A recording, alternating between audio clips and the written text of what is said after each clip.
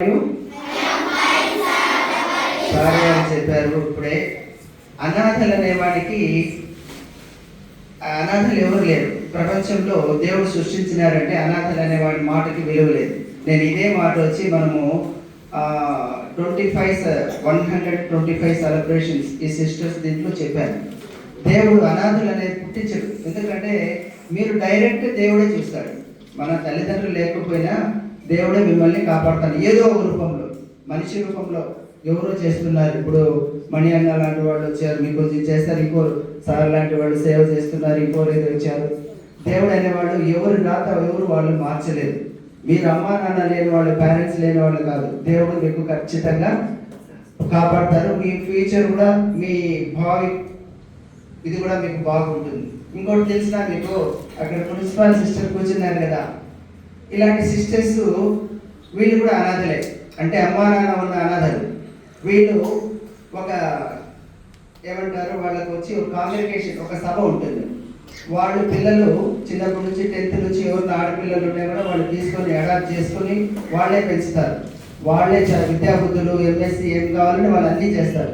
Doctors ఉన్నారు, engineers ఉన్నారు. ఇలాంటి సంస్థలు వచ్చి దాదాపు 280 ఎన్ని కాలేజెస్ ఉన్నాయి, అన్నీ ఉన్నాయి, చాలా హాస్పిటల్స్ ఉన్నాయి. వాళ్ళందరూ చేసేవాళ్ళు అమ్మా నాన్న ఉంటారు, కానీ వాళ్ళు సభకు వచ్చేసింటారు. మనలాగా మేము నాకు అక్క ఉంది, చెల్లి ఉంది, నాకు భార్య ఉంది, బిడ్డలు ఉంది, వాళ్ళకి ఏముండదు. వాళ్ళు వచ్చి అంటే సన్యాసులుగా వస్తారు, అంటే సమాజ సేవకే వచ్చేస్తారు.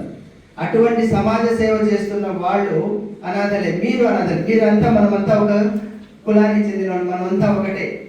అమ్మా నాన్న లేకుండా మాత్రం ఏం లేదు. మనకందరూ దేవుడు ఏదో రూపంలో. ఇప్పుడు సిస్టర్స్ ఉన్నారు కదా, ఇలాంటి సిస్టర్స్కు ఇంతవరకు వచ్చినారంటే వాళ్ళు ఎవరో సిస్టర్స్ చేస్తారు. అంటే ఇలాగే మనిషికి మనిషి సహాయపడాలి. దాంట్లో కులాలకు మతాలకు కాకుండా మనిషికి ఆకలి ఎట్లుంటుంది అనేది తెలిసేలాంటి పిల్లలు కూడా తీసుకొచ్చాము.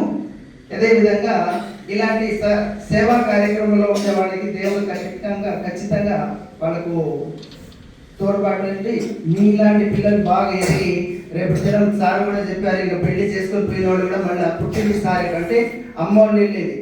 మీరు ఇక్కడ ఉన్నారు కాబట్టి అమ్మా నాన్నలాగా ఉండేవాళ్ళు పేరెంట్స్, ఇక్కడ ఉండేవాళ్ళు కేర్ టేకర్స్, వాళ్ళే మీకు అమ్మా నాన్న.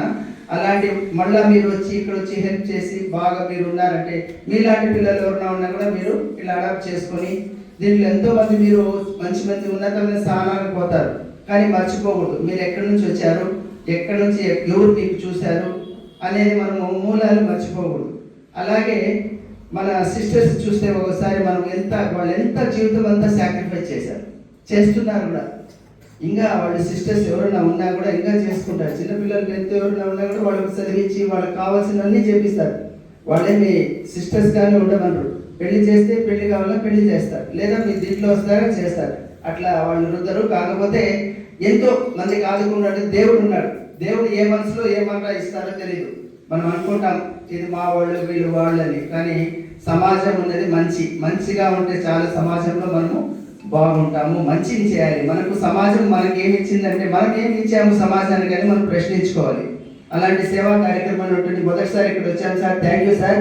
మా సిస్టర్ గారు చెప్పారు ఇంక నుంచి మేము ప్రతి సంవత్సరం వీలైన ఎప్పుడైనా కానీ మేము కూడా మీ నేబర్స్ అనుకోండి, లేదా మీ బ్రదర్స్ సిస్టర్స్ అనుకోండి వస్తాను. థ్యాంక్ యూ మా, థ్యాంక్ యూ.